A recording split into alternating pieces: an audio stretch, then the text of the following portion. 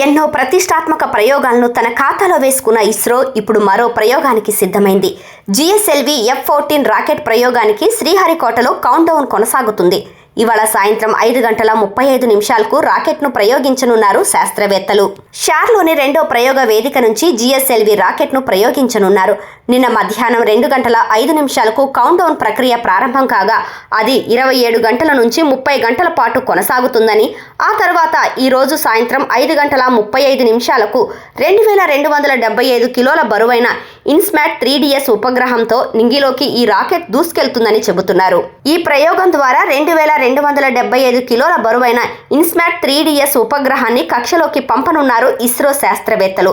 ఈ ఇన్స్మాట్ 3DS ఉపగ్రహాన్ని భూమికి 36,000 కిలోమీటర్ల ఎత్తులోని భూస్థిర కక్షలో ప్రవేశపెట్టేలా ఇస్రో శాస్త్రవేత్తలు ఈ ప్రయోగాన్ని డిజైన్ చేశారు. వాతావరణం, భూమి, సముద్ర ఉపరితలాలను పర్యవేక్షించనుంది. మెరుగైన వాతావరణ పరిశీలనలు, వాతావరణం అంచనా, విపత్తు హెచ్చరికల కోసం భూమి మరియు సముద్ర ఉపరితలాల పర్యవేక్షణ కోసం రూపొందించబడిన ప్రత్యేకమైన మిషన్ అంటూ శాస్త్రవేత్తలు చెబుతున్నారు.